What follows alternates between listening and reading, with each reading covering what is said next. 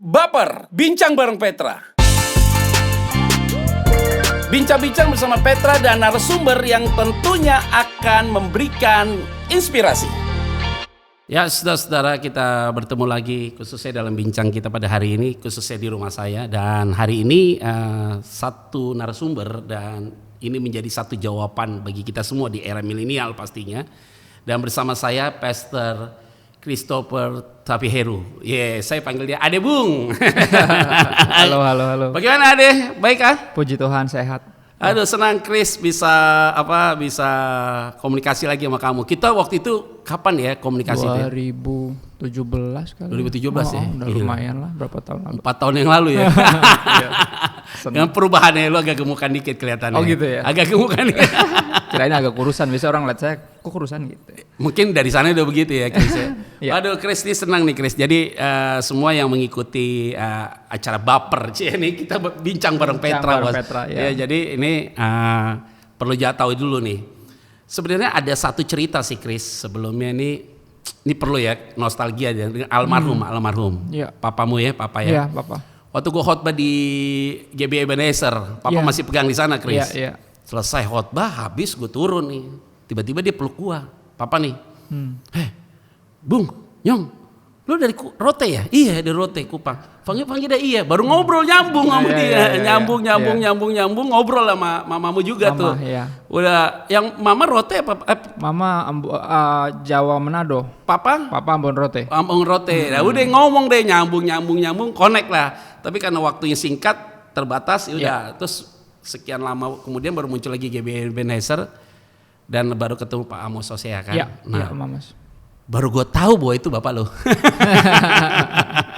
Iya. Ya senang Chris ya, Ya. bisa sharing dengan kamu nih khususnya pada hari ini gitu. Ya.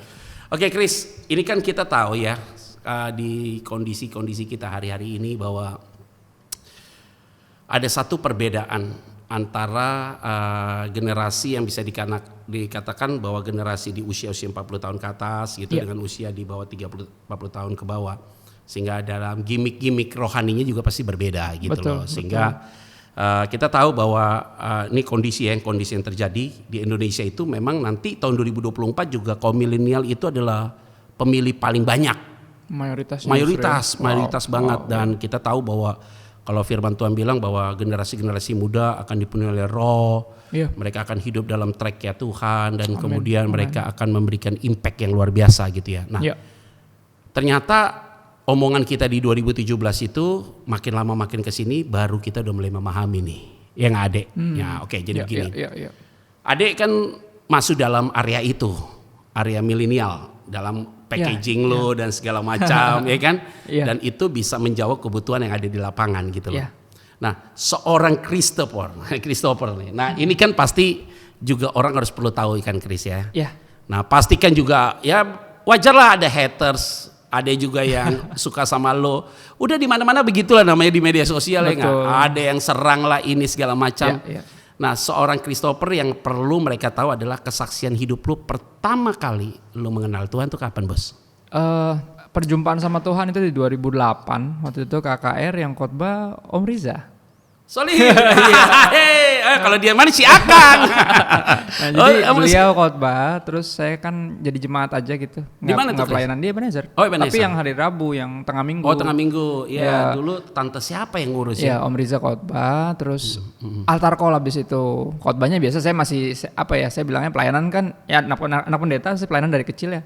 Di gereja tumbuh besar di situ, tapi ya dua dunia ya, dosa jalan terus, pelayanan juga jalan terus. Nah, di situ khotbah beliau saya nggak terlalu perhatiin juga. Khotbahnya masih ingat sih sampai hari ini. Tapi abis itu beliau altar call, dan altar call-nya itu unik. Panggilannya, undangannya untuk mereka yang mau terima Yesus sebagai Tuhan dan Juru Selamat untuk pertama kali. Nah, kalau undangannya untuk mereka yang masih terikat dosa dan ingin dilepaskan, saya maju dong. Tapi ini untuk terima Yesus, saya pikir dari kecil juga saya Kristen, maksudnya saya nggak maju. Di bangku lah duduk sama teman-teman. Tiba-tiba dia baru doain. Ada beberapa orang yang maju ke depan. Saya pikir wah panjang nih urusan ini. Lama kan doain satu-satu. Baru di orang kedua, Om Riza entah dia ingat atau enggak, dia ngeliat ke arah kita yang duduk. Terus dia bilang coba yang duduk jangan diam. Bantu doa mereka yang baru pertama kali ambil keputusan untuk ikut Yesus gitu. Akhirnya karena dia ngeliatnya ke saya, entah dia inget atau enggak. Dia ngeliatnya langsung ke saya, aduh kena nih, gue bilang. Ya udah deh saya berdiri kan, angkat tangan gitu kan. Sebenarnya nggak doain juga, ya udah biar cepet aja lah ya kan gitu. tapi di situlah pas saya tutup mata, saya nggak ngedoain siapa-siapa, tutup mata aja gitu. Tiba-tiba ada perasaan yang saya yakin dirasain sama Yesaya ya ketika Tuhan tuh hadir di depannya dia gitu loh. Jadi ada rasa kayak semacam apa bahasa Alkitab itu diinsafkan oleh Roh Kudus akan dosa-dosa saya lah. Jijik, malu, nyesel, ditambah takut juga, dan pokoknya takut mati sampai level itu. Saya bingung nih rasa apa sih, belum pernah ngerasain kayak demikian. Akhirnya dari angkat tangan berdiri saya berlutut gitu ya. Berlutut nangis terus sampai berlutut sampai tiarap, saya sampai tiarap nangis karena rasa tadi saya takut mati, pengen ngumpet dari siapa gitu. Sampai akhirnya suara itu saya dengar. Saya nggak punya karunia untuk dengar suara Tuhan audible ya, belum pernah dengar juga. Atau pernah dengar cuman saya cuek kali ya. Dan di momen itu dia cuma bertanya sederhana, kamu melakukan semua ini untuk siapa?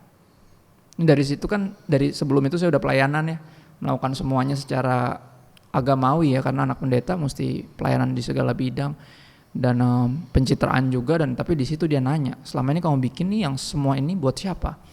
Nah di situ perjumpaan saya sama Tuhan. Dari sana tiba-tiba saya baca Alkitab lebih lanjut, akhirnya ngeliat bahwa ini perjumpaan sama Tuhan yang encounter nih. Terus dari situ Alkitab yang tadinya selalu saya jadiin obat tidur. Saya kan susah tidur. Jadi baca Alkitab. Alkitab ini tips paling tips milenial enggak ya? Pokoknya kalau susah tidur baca Alkitab deh, hampir nggak pernah gagal lah. Kalau pasti ngantuk gitu. Ya. Nah Alkitab yang tadinya obat tidur malah bikin saya nggak bisa tidur sejak malam itu. Yang tadinya obat tidur jadi malah nggak bisa tidur. Saya nggak mau tidur kalau belum ngerti. Baca, yes. Kalau belum ngerti ngotot tipe orangnya gitu. Kalau baca tuh kayak ini tentang apa sih? Baca sampai pagi, kadang ketiduran di atas Alkitab. Berapa Alkitab yang saya ganti karena saya ngiler di atas Alkitab gitu kan, robek Alkitabnya. Jadi ada kehausan yang baru itu. Nah di situ tuh 2008 saya. Itulah itu pengalaman ya. Perjumpaan itu saya umur 24 waktu itu. Oke. Ya. Adek, ini kan apa yang kamu sampaikan itu sebenarnya klasik. Ya. Anak hamba Tuhan, kelihatannya rohani, agamawi banget, pelayanan. Padahal dosa juga jalan bareng gitu loh. Jadi simultan. Dan itu kan ya semua rata-rata anak hamba Tuhan itu kalau kasih kesaksian semua rata begitu ya. Gitu ya. Nah, ini kan tadi ada hal yang menarik yang tadi Ade sempat ngomong tuh, bicara tentang apa ya? Kok biasanya dosa gue harus ngaku dosa, tapi kali ini gue suruh terima Yesus nih. Nah itu yang disebut dengan pertama kali berjumpa dengan Tuhan. Iya. Nah selalu kalau seandainya gue lagi ngomong sama orang, kalau saya lagi ngomong sama orang terus kemudian saya tanya sama dia, coba dong ceritain dong pengalaman lu dengan Tuhan gitu loh. Kalau sampai dia nggak bisa cerita, jangan belum pernah ketemu. Kayaknya belum pernah ketemu. Kayaknya ngomong-ngomong kayak gini nggak nyambung bos. Iya. Nah makanya ini nggak nyambung ya kan. Betul. Jadi ini sesuatu yang penting, fundamental banget. Sebagai pelayan Tuhan itu adalah basicnya adalah mengalami Tuhan. Encounter ya. Itu adalah poin yang paling utama. Ya. Banyak orang melayani Tuhan belum tentu udah pernah berjumpa mengalami Tuhan. Banyak orang pintar berbicara tentang Tuhan tapi belum tentu mengalami Tuhan. Nah, itu sering sekali dialami ya. Nah ini yang tadi menarik adalah baca Alkitab biasa tidur, sekarang nggak bisa tidur kalau nggak baca gitu loh. Kalau nggak tahu sampai dalam gitu loh. Nah Chris dalam perjalanannya 2007-2008 ya, 2008 dalam pertobatanmu dan sekarang sampai dengan tahun 2021 kurang lebih ya 12 ya, tahun hampir 13 tahun lah, hampir 13 tahun gitu Chris. Dan kemudian kamu dikenal oleh kaum milenial yang cukup digandrungi dengan selalu tag kamu di post-post kamu. Jadi quote-quote kamu itu memberikan sebuah kayaknya ini benar juga gitu loh. Kan gue juga sebagai itu gue sering tahu dan segala macam quote lo banyak tahu tentang hal itu.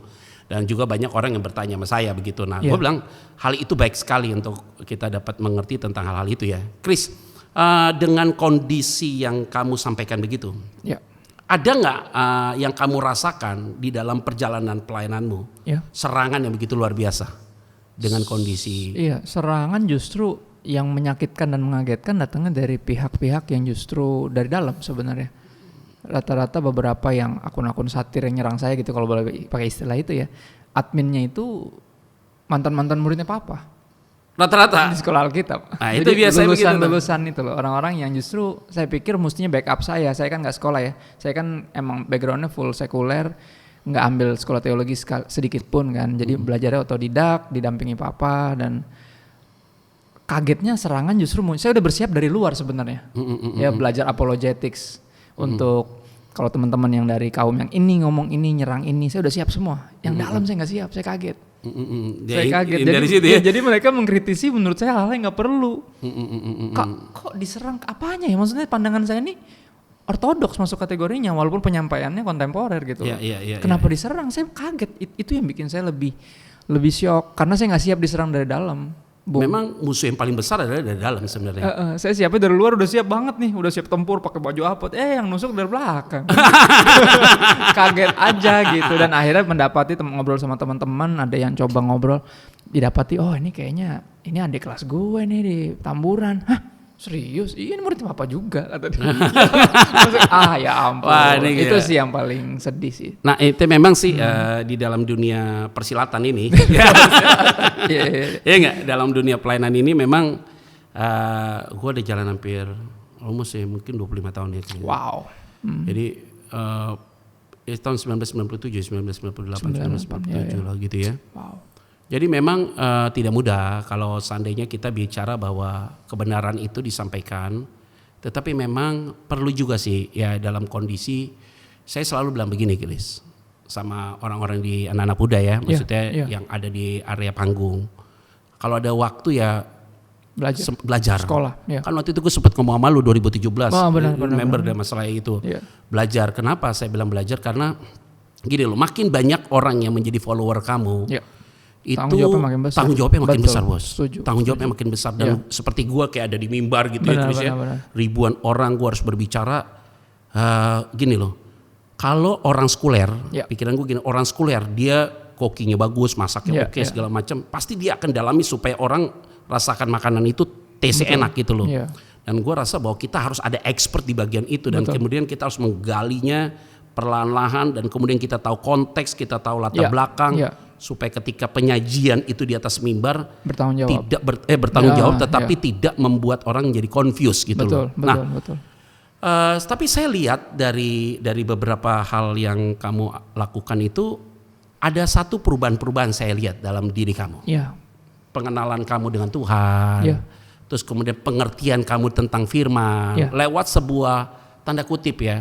Kritikan-kritikan lah dari orang-orang itu. Justru yang saya lihat kritikan yang orang berikan kepada kamu justru lu membenahi. Kadang-kadang lu lagi udah deh kalau lu jangan ngomong di feed gue deh, lu masuk ke DM gue aja gitu. Kadang-kadang lu alihkan langsung ke DM gitu. Maksudnya lebih yaudah kita privacy. Menghindari diskusi liar, berantem di depan umum aja. Dan buat itu, saya nggak jadi berkat kan. Rasul Paulus bilang sama Timotius kan, hamba Tuhan hendaknya nggak suka bertengkar gitu, nggak akan kelihatan suka bertengkar di situ. Buat saya kolom komen itu kayak ruang publik, dimana kalau kita kayak misalnya gini contoh ya, misalnya ada pertengkaran gitu, terus kita masuk gitu di tengahnya mau menengahi, akhirnya orangnya jadi ribut sama kita. Orang lain yang lihat berantem kan gitu, padahal jadi rame jadi panjang. Nah aku pikir itu nggak helpful buat siapapun. Buat kita, gambaran kita sebagai hamba Tuhan, ya di citranya, dan juga nggak helpful buat saya juga, jiwa saya, karena ntar lagi jawab yang ini tiba-tiba ditoyor dari belakang sama yang lain, ngerti? Jadi kayak orang dikeroyok gimana sih rasanya gitu. Jadi aku selalu bilang, ayo kalau emang dianggap ini hermeneutiknya ngaco, yuk kita ngobrol aja gitu. Maksudnya saya dengan senang hati kok. Ya perjalanan tadi, kenapa tadi Bung Petra bilang ada pertumbuhan, karena saya walaupun nggak sekolah bukan berarti nggak belajar. Itu yang bikin jadi ada pertumbuhan, dan kritik tadi membawa saya jadi perlu mempelajari yang nih lemahnya di sini. Jadi makin lebih ekstra belajar di area itu, misalnya hermeneutics deh. Itu bagus banget. Nah ini Chris, maksud saya yang saya selalu senang dengan anak-anak muda kayak kamu. Gue juga muda kali ya. Masih lah ya. Masih ya. Nah, maksudnya kayak kamu nih, makanya kenapa sengaja gue undang ke sini dari 2017. Gue pengen undang lagi. Gue pengen lihat ada satu metamorfosis. Atau sebuah pengembangan progresif dalam pikiran lo. Gue lihat kan, gue memperhatikan Chris. Karena kita ada di dalam sebuah ranah rohani. Betul. Gue bilang gue pengen undang Chris nih. Gue bilang sama istri gue. Kenapa gue bilang gitu? Gue pengen undang sama dia karena gue pengen tahu isi hati dia apa gitu. Karena mau tidak mau lu ada dalam era itu, dalam era hari ini yang disebut dengan generasi micin. Betul. Ya generasi micin kan instan gak jelas ya. Betul, kita, gue di diskusi ini kita diskusi yang sangat open dan sangat terbuka apa adanya gitu Chris. Nah, dalam perkembangan itu dan akhirnya kamu juga rasakan ada satu pengkritik yang seperti itu. Jadi lu mau belajar terus akhirnya ya? Iya, sebelum kritik juga sebenarnya saya terus belajar ya. Cuman nggak seburu-buru itu belajarnya. I take my time karena kan nggak ada deadline, nggak ada tanggal mesti dikumpul, tugas, paper gitu ya. Karena kalau kuliah kan bedanya menuntutnya dedikasi waktu, sedangkan saya juga udah punya keluarga dan jadwal makin banyak kan. Jadi tadinya emang mau sekolah sempat. Kalau dulu awal masih kerja, dulu kan saya kuliah kan 6 tahun saya di media, emang saya kuliah desain grafis kan, backgroundnya. Jadi emang kerjanya berdasarkan itu emang udah kerjaan, terus keluarga muda kan, baru lahir anak satu setengah tahun kemudian lahir lagi yang kedua. Jadi saya nggak punya sama sekali, nggak ada waktu. Pertama dulu nggak ada duit, pas dulu sama kuliah kan yang sekuler.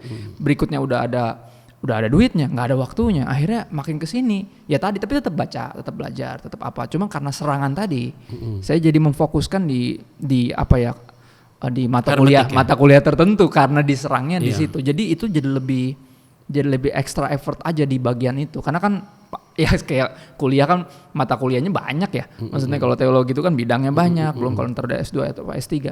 Tapi gara-gara diserang di titik-titik tertentu itu, saya jadi banyak nguliknya di situ dan pertumbuhannya mungkin berasal dari sana kali karena ada tekanan.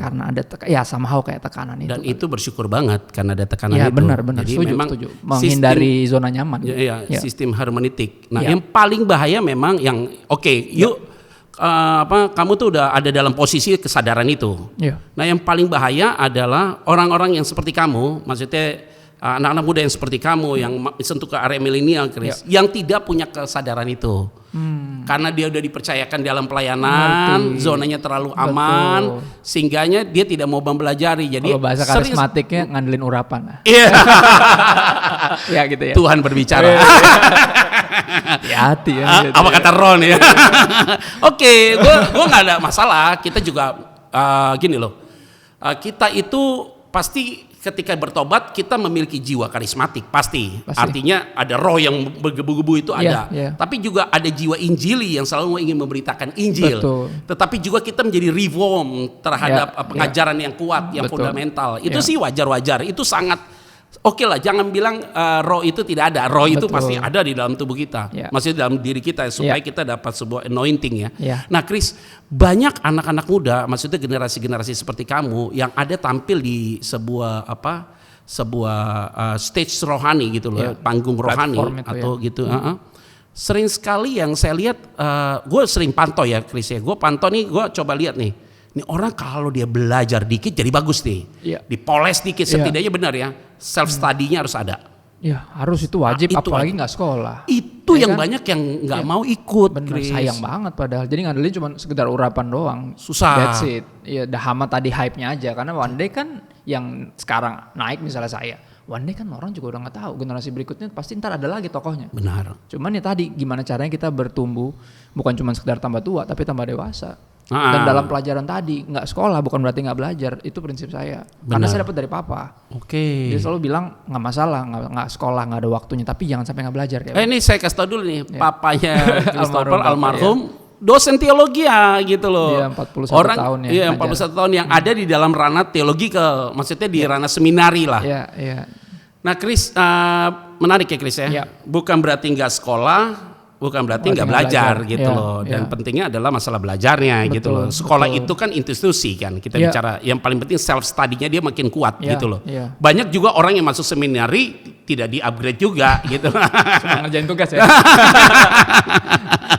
Oke, Chris, lepas dari itu ya, saya udah paham dan saya yakin semua yang mengikuti ini sudah tahu gitu loh, bahwa kamu sudah mau terus punya waktu untuk terus mau belajar secara pribadi. Tanggung jawabnya makin besar soalnya seperti tadi Pak Bung Pet bilang. Makanya gue lihat jadi akhirnya cara berpikir lo, cara lo menulis, cara lo melihat konteks sudah mulai rapi. Mulai rapi. Gue penganalisa soalnya. Kenapa mulai rapi? Karena sudah ada tertata background konteksnya. Konteks ayat itunya sudah jelas. pengutipan ayatnya sudah jelas, quote yang sudah diambil sudah jelas, terus kemudian penjabarannya lebih kontemporer atau bahasa anak sekarang relevan atau kekinian lah dengan bahasa-bahasa itu udah mencakup general. Itu berarti ada satu perubahan. Cara pandang teologi kamu, cara pandang menyikapi segala sesuatu udah semakin oke. Sehingga akun-akun yang kelihatannya postnya dikit, followernya nggak ada gitu loh. Itu sering sekali nyerang. Udah deh lagu lama, gue juga begitu nge-DM gue gini. Ini orang apa sih? Pansos ya. Ini orang masuk ke DM ya, masuk ke bos gue di mail, masuk ke DM, pas masuk ke DM gitu nanya nih kan, mau nguji nih. Betul. Langsung ketemu, lu udah tahu aja, lu mau nanya aja sama gue nih sih, gue bilang, lu udah tahu aja, lu mau nanya gue, bos lu bertobat aja bos. Benar, beberapa emang kelihatan ngetes gitu loh, nggak penting loh. Ya biasanya mereka tidak mampu dalam ranah itu. Ini masalah kepercayaan kok yang Tuhan berikan. Nah makanya saya undang kamu karena saya punya kepentingan sebagai seorang pelayan Tuhan. Yuk kita sama-sama memberikan pondasi yang kuat buat kaum milenial. Generasi milenial ini penting sekali Chris untuk benar-benar kamu jaga dan kamu rawat dengan baik. Artinya ya gue juga masuk dalam area itu. Betul. Tetapi packaging lu sekarang sudah lagi arah ke sana. Gue harus sadar bahwa setiap generasi selalu ada orang yang dipakai oleh Tuhan. Nah kamu ada dalam posisi itu. Nah Chris, dalam posisi ini ada nggak mentor yang ada bersama kamu? Tadi kan papamu pasti mentor, mentor sejati. Ya, gue tahu papamu meninggal, lo tuh terpukul banget. Iya terpukul banget sih. Sebenarnya sejauh ini mentor selain papa ya, karena papa udah meninggal, gembalaku sih sebenarnya mentor juga buat aku. Tapi secara tapi itu secara lebih ke spiritual ya. Tapi kalau theologicalnya, aku masih self study. Belum ada yang di atas. Maksudnya untuk orang paling ada berapa orang yang emang teman dekat. Jadi selalu kalau ada apa dia selalu kasih referensi buku. Nih loh, kamu lagi ini hermeneutik kan? Nah ini bagus nih. Iya, saya ketemu gembalamu di KKR di Kalimantan sih. Iya. Jadi kalau secara spiritual beliau, secara theological rata-rata teman sih, teman-teman ketua STT ini, terus pendeta mana, yang emang kita dekatnya juga banyak kan dari sosial media. Jadi banyak referensi buku dikasih. Terus kadang ada artikel bagus pasti desain ke saya. Saya punya ya semacam itulah. Tapi kalau benar-benar guru yang di atas saya, yang pegang saya secara personal, nggak ada sih. Tapi saya lihat buku-buku yang kamu sempat masukin di Instagram kamu tuh buku-buku teologikal bagus sebenarnya. Iya. Dan kamu kalau kurang salah itu kayak STT Baptis juga ya? Banyak ada. Saya campur sih, maksudnya kalau secara teologi saya kayak di blender ya sebenarnya. Tumbuh besar di warisan Pentakosta, tumbuh besar di gereja karismatik, tapi otodidak teologinya reform. Jadi campur lah ya. Jadi buku-bukunya ya dalam kedua belah pihak. Saya nggak, misalnya gini, sebagai seorang Pentakostal saya nggak ragu untuk baca misalnya Strange Fire misalnya, yang menyerang bahwa kalau ini karunia harusnya udah ceased, udah berhenti. Saya nggak ragu baca itu karena buat saya pengen tahu nih keberatannya di mana gitu. Dan itu yang bikinnya jadi lebih menyeluruh. Makanya ya bukan berlebihan juga ketika saya punya kerinduan sebenarnya dari dulu pelayanan tuh benar-benar interdenom gitu, lintas aliran bahkan. Dan puji Tuhan sampai situ karena saya nggak takut baca yang dari sini, yang takut baca dari sana. Jadi dua-duanya ya saya baca dan ya puji Tuhan punya banyak teman sih yang benar-benar sayang ya, benar-benar peduli dan dia lihat bahwa kamu nih ada di stage sekarang, semua orang lihat kamu gitu. Belajar untuk bertanggung jawab ya seperti tadi Bung Petra bilang, aku belajar terus karena tahu nih orang nih ada juga yang tiap hari nungguin gitu aku posting gitu. Kak, kok hari ini belum? Loh, emangnya wajib saya bilang. Seolah kalau aku belum posting dia belum baca renungan atau apa, dan saya selalu tegur. Saya bilang jangan sampai gitu.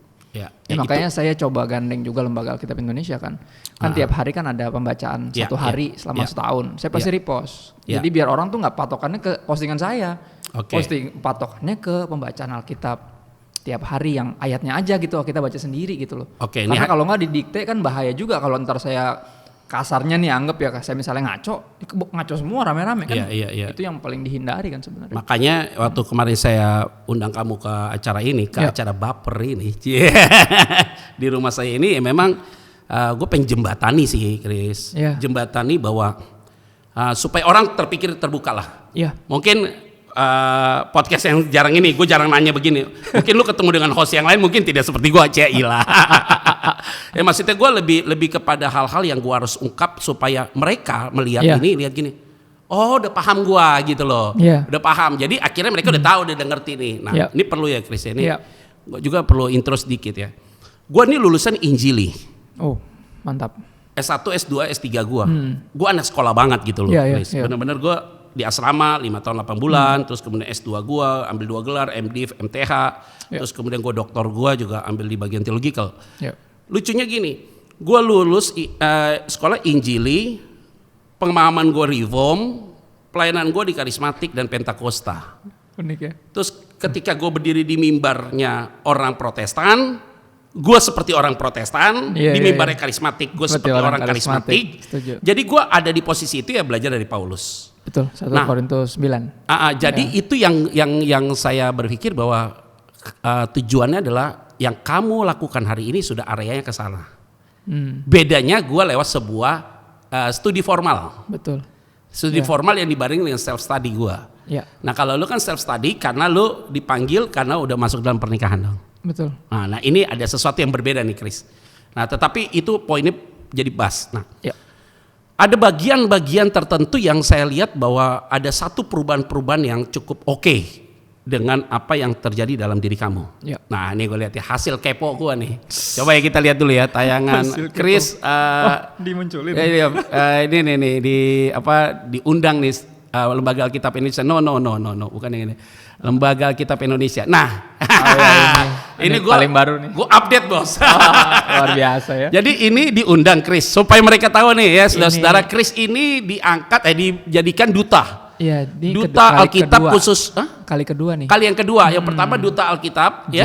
Jurnal Alkitab. Lembaga Alkitab Indonesia loh, ingat loh, Lembaga Alkitab Indonesia. Ini dia tidak masuk sekolah teologi. Ingat loh ya, lulusan sekolah teologi. Seminari teologi gue ingetin loh.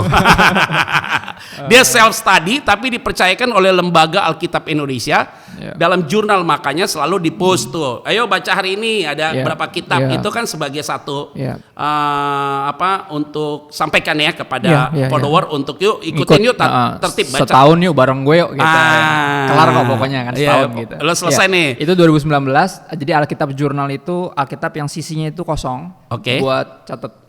Jadi dia kayak Alkitab campur sama jurnal. Kayak kalau di luar negeri banyak. Oh iya. Kan jadi baca Alkitab ada tulisannya kosong. dia kosong. Ininya kosong buat nyatet gitu. Nah, kalau kita enggak, itu coret-coret Alkitab ya. Oh iya.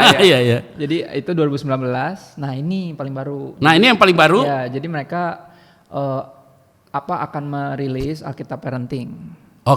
Ya, dan saya sekali ini sama istri berdua didownload jadi semacam brand ambasadornya lagi. Ya, khusus untuk Alkitab Parenting. Oke, coba tunjukin. Ya. Nah, ada nih yang sama anaknya baca Alkitab. Nah, gue selalu cari posisi yang tepat nih, Chris.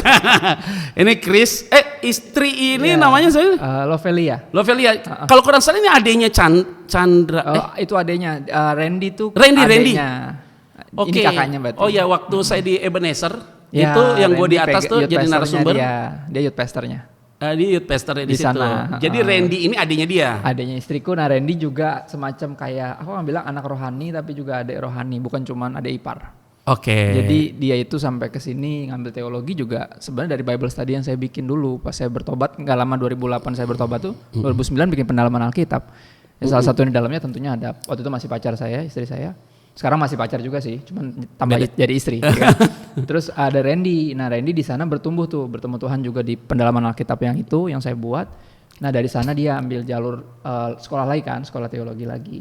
Dan Randy akhirnya didownload jadi youth pastornya di sana di gereja tadi. Coba lihat keluarga deh sekalian nih. Nah jadi ini yang istrimu, ini acara wedding orang kayaknya. Ini wedding adeknya lagi, adeknya 2 laki-laki. Randy sama satu lagi Adit. Itu yang paling bungsu. Nah ini nikahan yang bungsu. Yang paling besar mana nih? Anakku yang besar yang ini justru, Dustin. Yang agak lebih ke samping. Sampingnya? Yang satunya tinggi, adeknya Dafar namanya. Oh Dafar, Jadi mereka udah umur berapa sekarang nih? Ini Dustin September ini 10, Dafar beda setahun 3 bulan, dia mau tahun depan Januari baru 9. Nah itu sepintas saja mengenai keluarga. Nanti kita akan dalami di akhir aja segmen. Siap. Ada Bu, nih kan jadi akhirnya lu ada di Instagram, ada di TikTok juga, istri TikTok kamu. enggak sih, cuman istri. postinganku sering diambil di TikTok sama orang. Kadang aku juga nggak tahu, oh ada di TikTok gue. Potong-potong biasa orang kan suka potong-potong gitu. Okay. Istri karena penari memang dari dulunya ya, dari masih kuliah, SMA emang suka nari, bahkan dari kecil ternyata di gereja juga nari. Jadi emang ke TikTok kan dulu awalnya kan banyak kan tarian kan. Tarian. Sekarang kan macam-macam, ada yang infografik dan whatnot gitu, orang malah ngoceh-ngoceh apa. Kalau dulu kan lebih konsen ke tari ya. Jadi istriku ada di TikTok, cuman kurang aktif sih karena kan butuh waktu ya untuk ngetek lagi gitu. Oke, ini seorang Chris nih, ya enggak? Jadi memang ada perkembangan yang begitu cepat sekali ya Chris ya, dengan kondisi yang sekarang terjadi. Oh iya, baru-baru ini sahabatmu meninggal, Raditya ya. Iya, nih. Nah, itu ya. Pakai kaosnya dia nih. Itu ada tulisannya tuh, love you ya. Oh ya, Raditya Oloan ya. Tribut buat dia sih. Oh kaget, gitu ya. Kaget juga sih karena kita seumuran kan. Iya, nah. Iya. Gue bener-bener saya tahu dia, masih bener-bener tahu dia pas dia meninggal gitu loh. Oh wow, iya. Terus kan gini loh, yang gue tahu kan di depan mata selama ini kan gue hanya lo doang nih. Radit itu pernah ya almarhum ini pernah gue khotbah di salah satu gereja. Terus kemudian dia di youth-nya gitu loh, karena kelihatan tuh di flyernya gereja itu ada namanya dia gitu loh. Tapi secara personal gue nggak kenal dia gitu.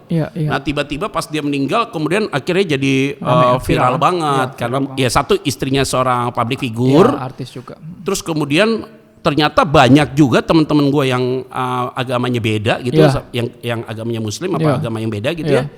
Mereka seneng banget ikutin si Radit ini di TikTok gitu loh. Statement-statement dia Pak, aduh dia walaupun dia begini tapi gue dapetnya satu kata-kata yang bagus gitu loh. Iya memang. Nah memang ada perbedaan-perbedaan ya, dan hal-hal itu ada satu ruang yang mungkin di generasinya itu. Generasi kamu kan sama dia sama kan? Seangkatan saya kalau bisa dibilang ya dia tandem pelayanan saya di sosial media sebenarnya. Iya. Dua-dua kita ya figur sebenarnya. Iya. Cuman sekarang tinggal dia berpulang gitu kan ya, jadi tinggal saya. Dulu yang kalau dipukulin ya kita berdua. Sama akun-akun. Jadi kita tuh kayak moving target. Yang tadi aku bilang sarjana-sarjana teologi yang kurang kerjaan tadi, nyerang-nyerang itu ya kita berdua. Akhirnya banyak karena kita yang paling sering muncul kan. Tapi almarhum juga mau dikoreksi juga waktu saat beliau itu. Juga kita akan dekat kan. Jadi banyak aku juga referensiin banyak buku ke dia juga. Kalau dia juga ada kuliah sempat sekolah juga.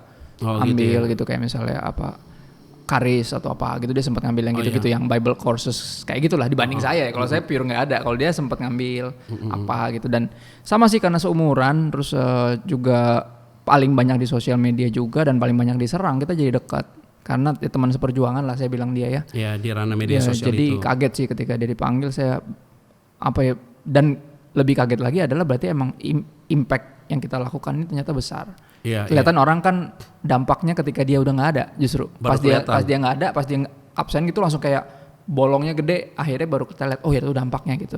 Dan aku dulu sempat berpikir pelayanan sosial media kayak gini kan dulu awal-awal kan dibully ya.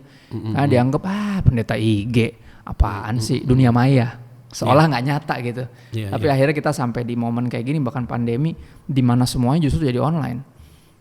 Yang maya ini jadi nyata somehow sekarang. Dan akhirnya ya dengan kepulangan beliau juga makin kita disadari bahwa wah ini ternyata nggak gini doang nih sosial media, gini banget emang ini new eranya, emang gereja harus cemplung ke situ. Makanya aku kagum sama yang Bung Petra buat juga kan, digital church gitu kan. Buat aku powerful, emang ranahnya emang akan ke sini arahnya gitu.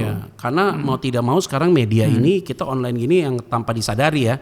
Jadi gini, orang-orang yang di zona aman ya, mungkin di generasi di atas gue juga zonanya terlalu aman gitu loh. Nah zonanya terlalu aman, udah deh online gampang. Banyak yang gitu Chris gitu loh. Banyak gereja-gereja udah deh gue tunggu offline deh, pandemi selesai offline baru jalan, sehingga online ini tidak diperbagus.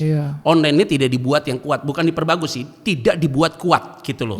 Konten-kontennya kita masalah viewer atau orang yang nonton itu udah Tuhan yang atur lah. Bukan urusan kita. Dia bukan urusan kita. Jadi masa yang penting kita mau do something lah. Kita bisa melakukan sesuatu daripada lu nothing to do. Gila buat, padahal dia punya fasilitas, gereja tuh punya fasilitas media kuat, Chris. Betul, cuman sekedarnya doang dia. Nggak diperkuat tadi. Nah, akhirnya nggak diperkuat. Misalnya contoh gini, jemaat 5.000, 4.000, tapi yang nonton cuma 300, 200 kan kasihan juga. Padahal jemaatnya itu bisa harus itu karena udah startnya udah beda. Karena dia masih nunggu offline gitu loh. Nah ke depan ini memang bukan ke depan dari sekarang, udah online udah makin kuat. Betul. Kita tahu sekarang pembayaran juga segala macam. Sudahlah digital ini sudah pasti akan jalan terus. Dan eranya akan lebih cepat mau tidak mau. Betul. Untuk kita menghadapi itu. Nah Chris, yang orang bilang pendeta IG dan itu menjadi sebuah momok di awal. Tapi sekarang menjadi sebuah impact yang luar biasa sekali. Somehow dipersiapkan buat ini malah justru dari dulu kan. Aku juga tumbuh besar kan bareng internet ya. Internet masuk Indonesia kan aktif 96, aku kelas 6 SD. Jadi emang tumbuh bareng internet. Jadi buat saya ini bahasa yang saya pakai dari kecil. Nggak perlu saya pelajari ulang, ngerti kan? Sosial media atau apa. Saya tumbuh bareng soalnya sama. Dan lu ngambil di desain grafis juga. Iya, makanya Tuhan persiapin. Walaupun aku ngerasa kayak tahu jadi pendeta mending gue sekolah Alkitab kan gitu. Cuma kan nggak tahu ya. Tapi Tuhan persiapkan untuk sesuatu, such time like this lah. Seperti waktu ini gitu. Gue selalu lihat, maksudnya gini, gue selalu lihat ya bahwa tidak ada sesuatu yang kebetulan. Betul. Dan segala sesuatu dipersiapkan oleh Tuhan. Nah di khotbah gue yang kemarin Sahabat Shalom nih, hari ini Sahabat Shalom gitu, di ibadah Sahabat Shalom, gue selalu bilang begini, gue juga kadang-kadang bingung, kenapa ya gue udah dapat gelar master, kok gue nggak diundang khotbah gitu loh, udah S2 nih, ternyata usia gue masih muda, dan Tuhan itu masih mau menambah gue referensi dalam hidup gue. Wow, Padahal gue udah dapat gelar S2 gitu loh, tapi kenapa gue nggak dipercayakan di atas mimbar untuk khotbah? Pada waktu itu ya, pada waktu itu S2 itu ya. Di fase itu kenapa ya? Kok gue nggak dipercayakan gitu loh? Padahal gue mau khotbah gitu loh. Betul, dan bisa juga ya. Iya dong, S2. Iya, setidaknya sudah ada secara teologi sudah sangat mumpuni. Tetapi secara pengalaman kurang. Wow. Jadi akhirnya Tuhan itu benar-benar ngajarin gue untuk konsisten taat. Wow. Dan itu banyak belajar gue. Kerendahan hati, penundukan diri. Bayangin, kita mumpuni secara teologi, secara jalur akademis, tapi secara pengalaman hidup sangat dikit sekali. Masa gue cerita tentang latar belakang gue terus tentang gue pecandu narkoba gitu. Capek lah orang cerita begitu terus kalau khotbah. Tapi akhirnya Tuhan itu izinkan gue selama 6 tahun, itu gue kembali lagi masuk dalam pembentukan Tuhan itu untuk diperbanyak referensi hidup gue. Dan akhirnya ketika gue ada di dalam satu fase pelayanan, baru gue tahu, oh iya, untung diizinkan hal itu. Sama lah sama lo, desain grafis segala macam, lo masuk di media segala macam. Toh nyatanya sekarang punya impact. Di masa pandemi gue yakin semua akan makin meningkat, follower akan makin meningkat, orang yang mau melihat itu akan makin meningkat. Sejujurnya kalau bicara jadwal pelayanan makin banyak, berkali-kali lipat. Awal pandemi itu semua dia batalin kan? Kosong. Wah bingung. Waduh. Gimana nih kosong? Pelan-pelan tapi pasti tiap akhir bulan aku ngecek ke belakang 2-3 kali lebih banyak dibanding sebelum pandemi. Tapi selalu depannya kosong. Jadi masuknya satu-satu. Hari ini kosong Kakak. Jam segini kosong Kakak. Tak Pak dan segala macam. Tahu-tahu awal bulan kosong. Jadi kayak berlangkah dengan iman gitu loh. Nggak ada, kalau dulu kan bisa sampai 2 tahun kemudian udah ada jadwal di Natal di apa. Tiba-tiba hapus semua. Karena kan pandemi itu. Aku langsung kayak wah Tuhan gimana? Kata Tuhan kan saya yang panggil, udah tenang aja. Dan ternyata bener, belajar untuk melangkah dari sehari ke sehari. Akhirnya saya selalu ngeliat bulan tuh ke belakang, bukan ke depan. Kalau ke depan kosong, udah live by faith not by sight aja. Kalau lihat ke belakang justru, kalau dihitung gila ini 2-3 kali lebih banyak. Karena kan nggak butuh jalan, waktu untuk jalan kemana. Semua benar-benar bebas per setengah jam, ada lagi. Dan apa ya makin melihat bahwa yang tadinya saya anggap sebagai kekurangan, sebagai bully ya dianggap, saya selalu minder karena ngerasa gitu. Maksudnya saya nggak ngerasa melakukan sesuatu yang gimana. Dan Tuhan bilang enggak, justru emang arahnya lagi ke sini gereja tuh memang. Tahu nggak kenapa begitu? Kenapa akhirnya orang banyak yang hubungi kamu untuk pelayanan? Karena Tuhan tahu lu mau belajar dengan diri lu untuk memperluas kapasitas lu dan kemudian pertanggungjawaban kamu tuh di hadapan Tuhan. Secara biblikal, pengajaran. Sehingga ketika kita makin mau belajar diri kita untuk mengerti firman Tuhan lebih dalam lagi, maka Tuhan kasih orang lain untuk hubungi lu karena lu udah mulai dipercayakan oleh Tuhan. That's point. Wow, ini kalau menurut dari pengalaman gue sebelum masa pandemi udah deh kalau jadwal capek banget deh, Chris. Kebayang sih. Gue sampai masuk rumah sakit operasi itu gara-gara jadwal. Oh, wow. Capek banget. Gue juga tepar-tepar terus tahun 2 kali 3 kali opnam tuh ya gara-gara Iya. asam lambung karena jadwalnya nggak, Iya. wah stress levelnya nggak kira-kira. Nah itu gara-gara itu akhirnya gue berpikir gini, hati-hati pelayanan bisa jadi berhala. Sangat bisa. Karena Betul. kalau pelayanan sudah menjadi bagian yang kita uber karena jadwal, tapi hubungan kita dengan Tuhan makin berkurang, Ya. maka bisa jadi pelayanan jadi berhala. Betul. Yang kedua, pelayanan makin padat, keluarga tidak diperhatikan, Nah, maka pelayanan itu juga jadi berhala. wow. Iya. Dan itu yang gue rasa banget, Chris. Karena berhala menuntut tumbal ya. Tumbal. Bener. Nah akhirnya gue pikir, wah orang undang gue kiri kanan segala macam, bisa dari daerah satu Bali ke sini, gue pergi ke satu tempat lagi, pergi lagi, waduh orang bilang gue sibuk banget nih gitu loh ya. Nah ini di masa pandemi otomatis stop kan. Iya. Tapi online enggak, online juga luar biasa, Ngeri. nggak pernah berhenti.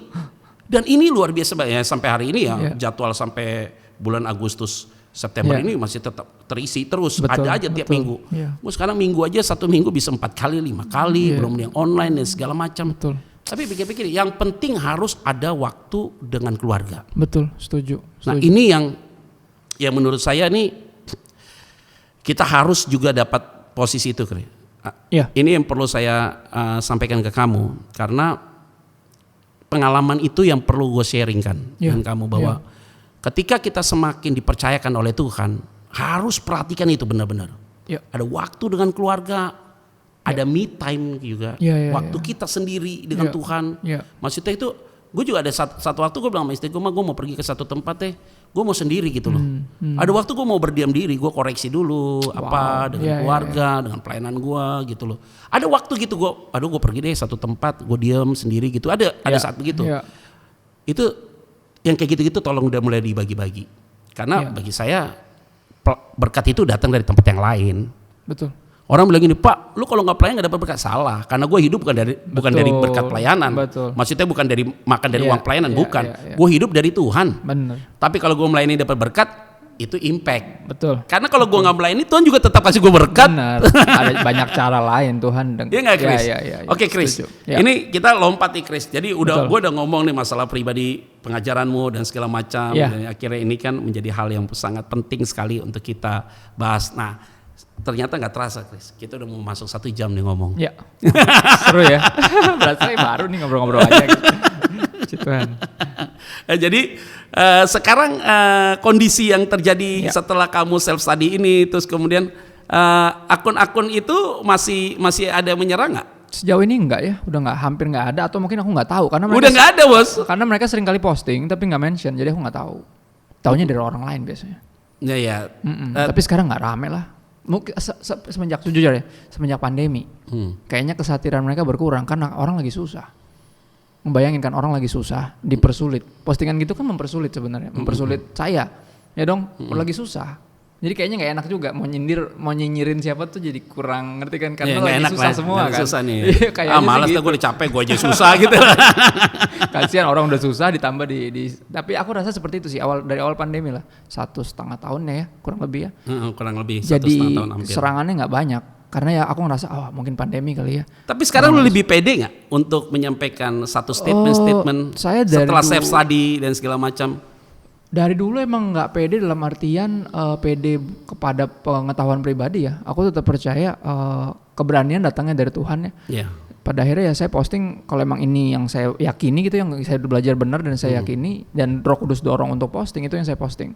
Saya masih tipe orang yang nggak akan posting sesuatu yang nggak pertama menyindir memberkati saya. Jadi itu hasil sebenarnya perenungan teguran buat saya sebenarnya. Yeah. Saya taruh di sana dengan harapan kalau ada yang bisa terberkati seperti saya, puji Tuhan. Pada akhirnya sesederhana berbagi berkat sih postingan saya. Saya nggak pernah kepikiran orang terus saya sindir atau nggak pernah. Ya. Sama sekali nggak pernah, ya kayak khotbah lah ya. Khotbah tuh kan dikasih tema atau enggak, kita akan bagiin yang memberkati kita, yang Tuhan kemarin ngomong Tuhan kasih perenungan ini dan ini memberkati saya rindu berbagi berkat dengan saudara. Saya selalu kalau khotbah tuh selalu gitu, sederhana berbagi berkat sih. Dan aku kepercayaannya ya berasal dari tahu karena Tuhan yang panggil. Ya pasti Tuhan yang akan mampukan, dan sejauh ini jadi ya tadi ke arahnya lebih ke sana.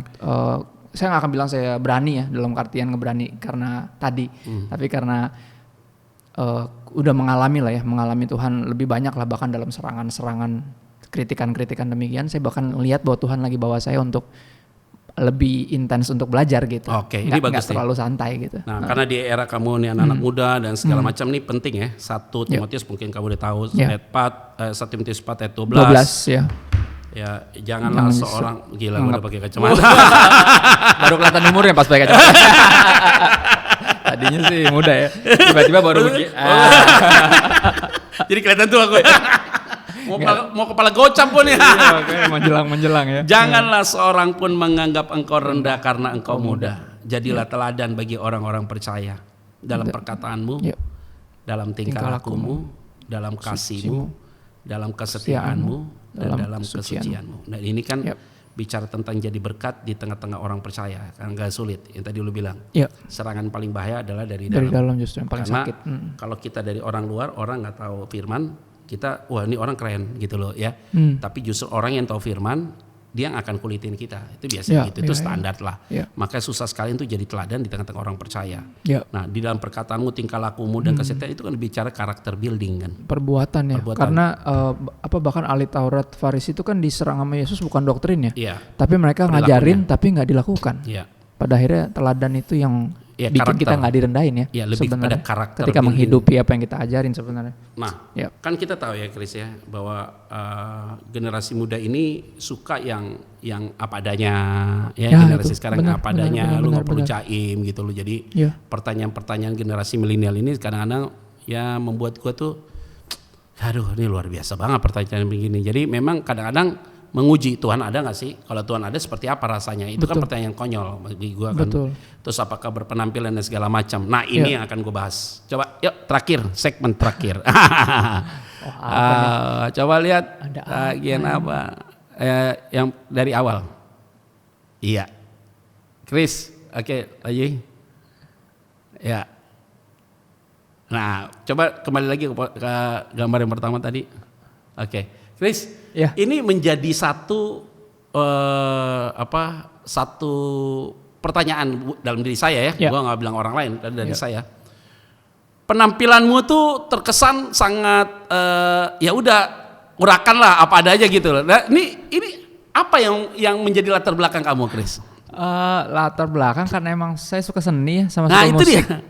Suka seni dan musik, artinya tumbuh di keluarga musik dan saya seniman. Basically seniman rata-rata aneh ya. Ya nggak sih, luar dari umum lah ya. Bukan aneh sih, unik lah. Unik benar. Kalau aneh agak beda. Ya mungkin karena background seniman sama musisi juga, jadi ya orang selalu kira tuh kalau saya lagi pelayanan ya kadang ke daerah atau kemana nih orang selalu pikir saya pemain musiknya, bukan pendetanya. Oh kalau musisi lewat sini pak. Enggak, saya ya udahlah lewat situ aja. Tahu Pak. Oh, Bapak yang khotbah Pak. Sorry. Ya kalau gitu lewat sini lagi Pak. Bolak-balik saja nih kan. Lebih kelihatan kayak anak band dibanding pendeta. Tapi papamu juga begitu kan? Papa juga dulu di eranya. Tapi sampai sekarang pun Papa termasuk tipe gini. Misalnya ada orang baju rapih masukin gitu, Papa pasti keluarin. Ada aja gitu yang nyelenehnya dari beliau gitu yang nggak umum gitu. Kadang orang pakai jas, dia cuma pakai batik. Maksudnya selalu kayak nurunin misalnya ada perbedaan selalu ada jiwa seninya juga Papa gitu ya? dan Ambon Rote. Aku banyak belajar dari beliau tentang itu bahwa kalau kita rapi itu berarti nggak perlu mewah. Kadang orang kan suka susah bedain ya rapi sama parlente itu lain gitu bentuknya gitu. Ada yang selalu usaha harus Papa bisa kelihatan rapi dan tetap sederhana. Saya banyak belajar dari hamba-hamba Tuhan seperti beliau lah ya, yang artinya ya tahu diri lah, apa cara membawa ini ngerti. Kalau misalnya bawa diut ya udah bajunya nggak usah terlalu rapi, nanti malah jadi apa nih gitu. Dan saya berpenampilan demikian karena ya ini saya, dan benar tadi apa yang Bung Petra bilang, generasi ini saya banyak belajar ya dari melayani mereka puluhan tahun gitu ya, bareng-bareng mereka hampir puluhan tahun saya pelayanan di dunia ini sebenarnya, remaja, pemuda, terus stuck di situ terus karena orang selalu lihat saya youth pastor padahal udah jadi teaching pastor tapi nggak ada yang ngerti karena kayaknya begini. Nah gini, saya dapati mereka nggak nyari yang sempurna karena udah banyak belajar dari kejatuhan banyak hamba Tuhan hebat bahwa nggak ada yang sempurna. Mereka ternyata nyari yang apa adanya.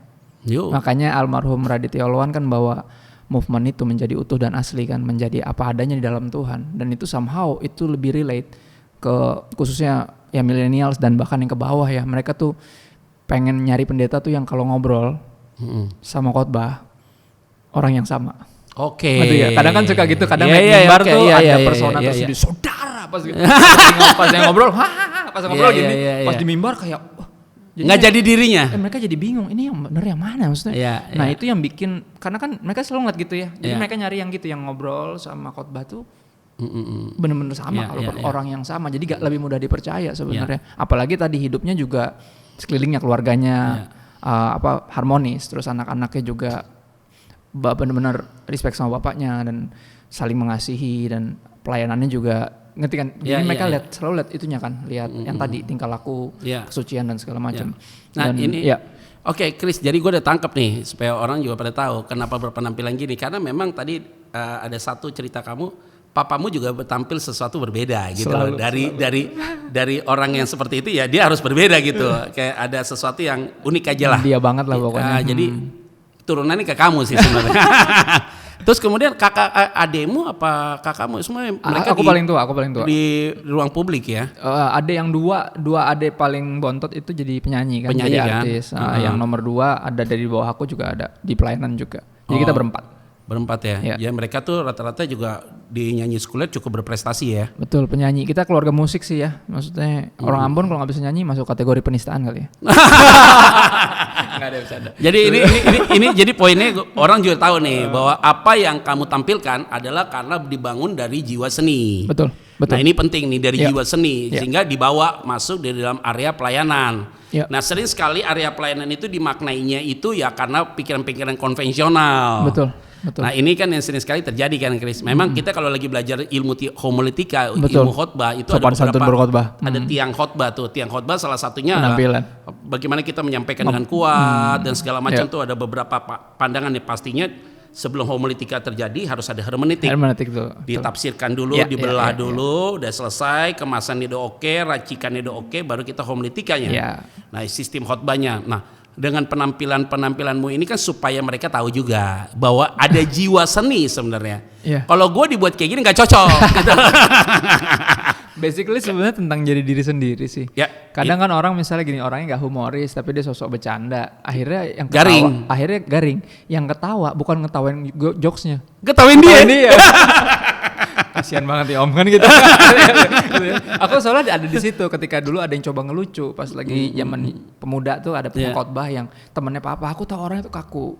Jadi pas dia coba ngelucu pakai baju yang baju kasual aneh, kayak ngapain sih tuh om, udahlah maksudnya nggak jadi dirinya. Jadi kasihan buat aku ngeliat kayak gitu, aduh saya jangan sampai gitu deh. One day kalau saya pelayanan saya pengen jadi apa adanya sehingga orang lebih mudah percaya, karena saya ya begini aja gitu. Ya, memang semua respon dari bawah audiens. Ya, selalu orang kalau ada beberapa orang masuk kasih komentar ke gue juga gitu, Chris, samanya. Ini orang kalau ngomong nggak ada rem-remnya nih, gokil banget nih kalau orang ngomong. Ya karena gue pikir di atas mimbar ya gue, lo ngapain sih jadi lu yang aneh-aneh gitu, yang apa aja gue ngomong. Karena ngapain sih ini orang? Ya gue memang begitu, turun ke bawah ya gue begitu. Terus mau diapain? Gue salah di mana? Gue ada yang salah. Yang salah adalah lu nyikapi yang kita yang salah. Padahal kita lagi mau open book sih sebenarnya. Jadi ya karena benar. Pola pikir kamu tuh sama saya sama. Karena kenapa? Gua nggak mau jadi seperti pendeta-pendeta dulu yang di mimbar itu seperti apa, di bawahnya tuh beda gitu. Jadi gue begini gitu loh, nggak ada urusannya. Betul. Nah ini Chris, coba tampilkan lagi. Ini dia ya. Wes, udah di pokoknya orang seni deh yang begini nih. Ini orang seni, ya nggak Chris ya? Iya. Nah, jadi ini adalah bagian penting ya Chris ya. Jadi udah dalam poin ini yang saya pikir, saya bersyukur Chris bisa mengklarifikasi banyak hal. Masalah bagaimana pengajaranmu, terus kemudian mereka juga harus lihat prestasimu. Artinya prestasimu ya, kamu dipercayakan oleh Lembaga Alkitab Indonesia itu tidak mudah loh. Untuk sebagai ambasadornya di jurnal. Terus kemudian sekarang masalah parenting lagi. Yang belum tentu orang yang sekolah di seminari tidak dibawa gitu. Ini adalah perkenanan Tuhan di dalam era kamu untuk dapat hal begitu. Nah di sesi terakhir ini ada satu sih terlintas dalam pikiran saya. Di generasi kamu ini kadang-kadang ada saya dengar agak sedikit ya, ini perlu Chris juga kasih klarifikasi ya. Kadang-kadang saking asik yang ngomong gitu loh, mungkin speech dia di ruang publik dan segala macam, atau ditulis di ruang publik, sehingga mungkin aja sering sekali pengungkapan kepada Tuhan itu dengan bahasa kekinian, ngerti ya? Betul. Lu Yesus, pakai lu Yesus dibilang lu segala macam. Nah mungkin generasi-generasi, ya mungkin gue jadi jembatan nih. Betul.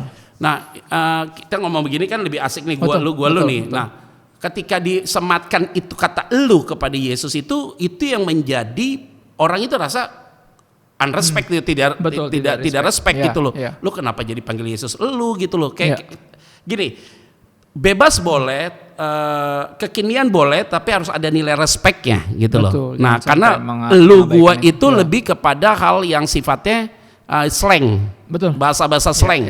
Tapi kita harus ada respect. Makanya respect itu sering sekali dilakukan oleh orang Yahudi. Saking dia respect sama Tuhan, dia tidak mau ngomong, dia diam. Maka kan tidak boleh sebut nama YHWH. Maka ketika mereka mau sebut YHWH, mereka diam, gantinya Adonai, Tuanku. Dia diam Adonai. Nah kadang-kadang dia diam aja, itu dia juga respect gitu loh. Betul, setuju. Nah ini yang mungkin ada masukan juga buat di generasi kalian milenial. Perlu juga Chris, ketika Yo ada di atas mimbar, kamu ada di atas mimbar. Ada poin-poin tertentu yang memang kita bisa slangnya bebas, tapi ada yang tidak boleh masuk itu. Setuju nggak kamu? Saya setuju. Saya hampir nggak pernah sih lu gue sama Tuhan. Kecuali kalau di momen saya belum bertobat ya. Misalnya saya masih nggak percaya Tuhan ada, Tuhan kalau emang ada. Tapi kan cuma itu doang. Sisanya saya panggil Tuhan, ya Tuhan, Bapa, Tuhan. Saya selalu pakai kayak itu, nggak pernah lu gue terus, bukan kayak kebiasaannya saya untuk selalu lu gue sama Tuhan gitu loh. Nah itu saya setuju sepenuhnya, karena buat saya kita tuh nggak bisa walaupun ya I'm a friend of God gitu. Cuman sedekat-dekatnya seorang sama bapaknya, ya bapaknya kan nggak ditoyor-toyor sama anaknya gitu. Lu sih Pak, kayak nggak gitu kan. Tetap pasti ada respect. Buat saya sama sih. Yang ke Tuhan dan Tuhan sebagai bukan hanya Tuhan tapi juga Papa. Dia sedekat-dekatnya presiden sama anaknya gitu. Anak presidennya kan nggak pernah kurang ajar sama bapaknya, walaupun tuh bapaknya yang dia tahu apa asik ke orangnya. Iya nggak gitu juga. Buat saya bablas sih. Sering kali saya dapati kalau kayak gitu menurut saya bablas ya. Kalau dia terus pakai lu gue ke Tuhan. Cuman kalau lagi di momen dia kayak ceritain dulunya pas dia lagi apatis, lagi hampir ateis atau agnostik, dia ngomong gitu sama Tuhan. Ya itu oke, tapi untuk momen itu aja. Kalau itu dijadiin kebiasaan, takutnya jadi satu culture yang nggak bagus tadi, jadi nggak ada respectnya tadi. Saya sih setuju banget sama yang keberatan itu, karena saya juga keberatan sejujurnya. Jadi kayak kurang respect aja. Ya terganggu lah ya kalau denger Tuhan tuh diluguin kayak gimana gitu. Jadi kita clear nih ya, clear loh, jangan lagi. Jadi ini Chris nih, waduh nih kita senang banget nih bisa ngobrol-ngobrol begini. Nah akhirnya terakhir yang tadi kalau dalam kesucian dan segala macam, kekudusan dan segala macam. Nah ketika kamu ada di panggung milenial, ya kadang-kadang gue juga diundang ya Chris di anak-anak muda dan segala macam. Saya kalau khotbah di anak muda lebih kepada pengalaman gue sebagai seorang yang sudah berkeluarga, terus kemudian bagaimana gue berjuang dengan hidup dan segala macam. Mungkin packaging gue tidak seperti gue dulu waktu gue masih muda, ketika gue di atas mimbar gitu loh ya. Jadi ada perbedaan lah, Gue harus akui itu tentang hal itu. Mungkin kalau kita ngomong ini orangnya pendetanya asik, ya momen-momen tertentu asik. Ada momen tertentu gue juga nggak asik. Bagaimana dengan kekudusan mereka, Chris? Ketika kamu ada di dalam ranah mereka, yuk street point kan? Kalau saya lihat kamu khotbahnya selalu poin-poin gitu. Karena buat saya jadi apa adanya bukan berarti seenak-enaknya. Kayak living together. Benar. Buat saya strict. Sex before marriage. Iya, karena buat saya kita ini kan emang benar-benar diselamatkan lah ya dari kehidupan yang demikian. Masa ya kita masih hidup di situ? Buat saya konyol sih. Jadi buat saya tetap strict di kekudusan karena emang itu yang Tuhan mau. Bahkan kita dalam proses pengudusan sepanjang kita hidup. Karena emang itu karena tanpa kekudusan nggak bisa ada yang ngeliat Tuhan kan gitu. Benar. Jadi saya akan tetap tekanin di situ karena pendampingan saya banyak sama yang teman-teman di sosial media, di direct message rata-rata gitu, mereka struggle sama pornografi, mereka struggle dengan ini, dan saya selalu ceritain, ya bahkan saya ada beberapa kesaksian saya di YouTube juga tentang itu, tentang bagaimana keluarnya, bagaimana ininya, untuk hidup dalam kekudusan, karena bukan pilihan. Asik bukan berarti seenak-enaknya gitu. Tetap asiknya ya harus sesuai sama yang Tuhan mau, yang adalah kekudusan. Ini penting banget. Kalau lu mau asik yang sesuai dengan Tuhan mau. Kebebasan dengan gaya yang lebih lepas, tapi juga harus ada nilai respect. Betul, nilai itunya harus jelas gitu. Nah, thank you banget Chris. Waduh, gue pengen ngomong terus sih. Thank you banget. Jadi ini bagus banget dan senang sekali bisa ngobrol sama Pastor Christopher Trapiheru. Thank you. Dan Ade Bung, thank you so much bisa datang ke rumah gua di Baper ini bincang bareng Petra. Thank you. Dan perlu saya simpulkan juga Chris ya buat diskusi kita pada hari ini, yaitu penting sekali melayani, tapi lebih penting adalah dia harus sudah dilayani oleh Tuhan. That's good. Ya. Itu fundamental. Ya. Jadi tadi Ade Bung sudah kasih tahu bahwa pengalaman manis dengan Tuhan itu kunci utama. Jadi gua nggak ragu lagi. Nggak ragu lagi karena begini, lu ngomong apapun, lu belajar segala macam, gini kalau kita udah ngalami Tuhan, diomongin, dikritik apapun kita mau berbenah kok. Betul. Ya. Kita nggak suka debat, udah deh nggak usah ngajak ribut dah, nggak usah akunin mau serangin, nggak penting juga karena kenapa, kita orang yang sudah mengalami Tuhan. Betul. Lu ngomong apapun terserah, lu mau serang apapun terserah, gue terima, gue salah, gue berubah, gue perbaikin, that's point. Ya. Karena kita sudah mengalami Tuhan. Mengalami Tuhan, betul. Kalau kita belum mengalami Tuhan dikritik, lu selesai juga pasti. Iya. Karena kita sudah mengalami Tuhan, maka kita mau juga merendahkan hati. Betul. Yang kedua adalah tadi menarik apa? Yaitu sekolah saya tidak bisa, tapi bukan berarti saya berhenti untuk belajar. Ya. Ini penting. Ya. Yang paling bahaya nggak sekolah, nggak belajar, tapi ada di atas mimbar, Chris. Nah itu ngeri. Itu yang paling bahaya. Ngeri. Dan yang ketiga adalah bebas dengan bahasa apapun, tapi harus ada nilai respect betul, di dalamnya. Setuju. Ini adalah penting. Dan yang keempat adalah kekudusan harga mati. Betul. Kekudusan harga mati. Dan ini yang menjadi poin penting. Chris, thank you so much, brother. Thank you, Bung. Itu salam kita tuh. Salam baper ya. Salam baper. Jadi Chris, thank you. Thank you so much. Salam buat love ya. Lovelia. Thank you. Salam. Kita ketemu waktu itu di Ebenezer, gue lagi ngomong di atas, lu lagi datang sama istri kan? Aku ngomong sebelumnya. Oh lu ngomong sebelumnya? Bung Pet kayaknya sesi terakhir tuh, kayaknya menjelang terakhir ya. Oh sesi terakhir tuh ya. Gue baru selesai operasi kan tuh. Oh iya benar. Pantes nggak terlalu ini ya. Iya. Terlalu sekarang biasanya ya. Ternyata baru operasi. Oh pantesan. Ya masih jaga-jaga, masih ngambang-ngambang. Ya Chris, thank you Chris ya. Thank you so much. Untuk kita sudah menjawab kurang lebih hampir 1 jam ini menjawab tentang apa yang ada dalam diri kamu. Ya. Dan sudah menjawab semua tadi. Ya, jadi kalau ada yang kurang jelas juga ya nanti gue jelasin deh. Siap. Thank you Chris. Ya, salam buat mama ya. Salam buat keluarga besar semua dalam berkat Tuhan. Saya mau berdoa ya Chris ya. Boleh. Tuhan terima kasih, kami bersyukur karena dalam diskusi kami ini kami menemukan satu jawaban. Bahwa kami tidak akan menilai seseorang tanpa kami bertemu dengan orang tersebut. Sehingga ada banyak hal yang bisa kami dapat. Karena itu Tuhan, ampuni setiap orang yang berpikir salah. Dan hamba berdoa untuk hambamu Christopher Trapiheru bersama istri dan kedua anak mereka. Hamba berdoa, biarlah dia dipakai di generasi ini Tuhan. Menjadi alat Tuhan. Sehingga ketika dia ada di atas mimbar dan dimanapun dia berada. Di luar mimbar sekalipun, hidupnya menjadi surat yang terbuka. Dan menjadi berkat bagi banyak orang. Lewat hidup hambamu ini dan keluarganya. Banyak jiwa-jiwa yang mengenal Tuhan dan tentunya Tuhan dipermuliakan. Terpuji termulia di dalam nama Tuhan Kristus kami berdoa dan mengucap syukur. Haleluya. Amin. Bro, thank you so much. Aduh, happy banget. Thank you. God bless you. Kita akan bertemu lagi dengan narasumber yang tentunya akan memberikan inspirasi. Saudara tetap dalam berkat Tuhan, tentunya jaga kesehatanmu. Tuhan pasti dipermuliakan lewat hidupmu. God bless you. Baper, bincang bareng Petra. Bincang-bincang bersama Petra dan narasumber yang tentunya akan memberikan inspirasi.